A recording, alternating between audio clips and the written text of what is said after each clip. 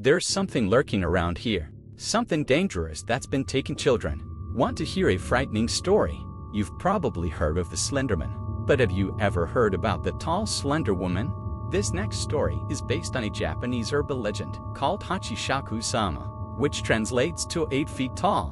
When I was a child, my grandparents lived in a quaint village in Japan. Every summer, my parents would take me there for the holidays. The last summer I saw them, I was just 8 years old. While my grandparents were inside the house, I was outside, playing alone in the backyard. That's when I heard an odd sound. It was difficult to identify where it came from, but it was unlike anything I'd heard before.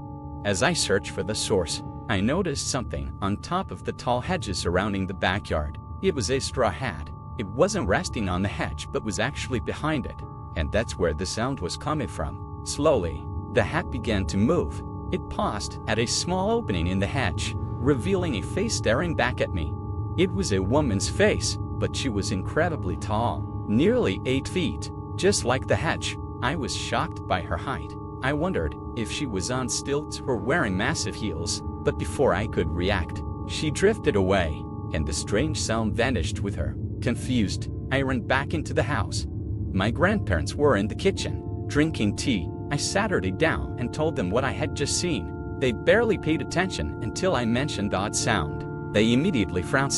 My grandmother's eyes widened, and she covered her mouth. My grandfather's expression turned serious as he grabbed my arm. "This is crucial," he said urgently. "How tall was she?" I told him. "As tall as the hedge." "Where exactly was she standing? When did you see her? Did she notice you?" I tried to answer his questions as best as I could. He quickly went to the hallway and made a phone call.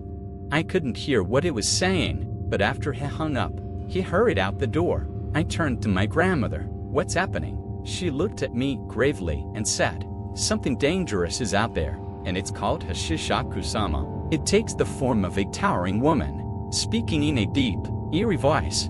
She explained that long ago, monks captured it and sealed it within a ruined structure at the village's edge, using for Jizo statues, positioned at the north, south, east, and west sides to trap it. But somehow, it had broken free. The last time it appeared was 15 years ago.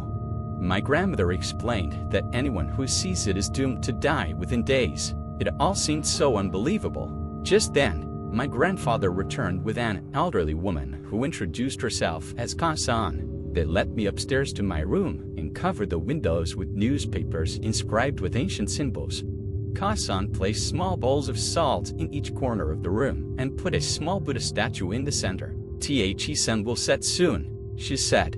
"You must stay in this room until 7:30 a.m. Do not open this door for any reason." She handed me a bucket and it even to use the restroom. My grandparents and Ka-san left, and I locked the door. I couldn't believe any of this. Was I really facing death in just a few days? I switched on the TV to distract myself and eventually fell asleep at around 1 a.m. I woke up to a tapping on the window. "It's just a branch," I told myself. Then I heard knocking on the door, and my grandfather's voice called out, "Are you okay in there? If you're scared, I can stay with you." Relieved, I rushed toward the door, but something fell off. I glanced at the bowls of salt. All four had turned black. Then, I heard that sound again, coming from the window. I dropped to my knees and prayed in front of the Buddha statue. Eventually, I noticed the sounds had stopped. I checked my watch. It was 7:30 a.m. Carefully, I opened the door and ran to my grandparents.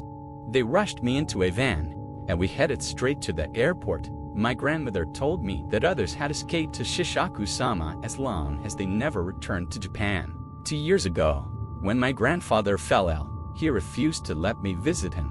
He even made it clear in his will that I wasn't allowed to attend his funeral. It broke my heart to think that this creature had kept me from saying goodbye.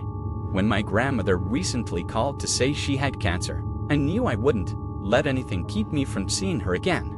It's been a decade, I thought, and nothing's happened. Maybe it's not real. I told her, "I'm coming, Grandma." She replied, "If you say so, dear." I'm determined to see her one last time, no matter what. If this story gave you chills, hit that like button and follow me if you're brave enough. Until next time, sweet dreams.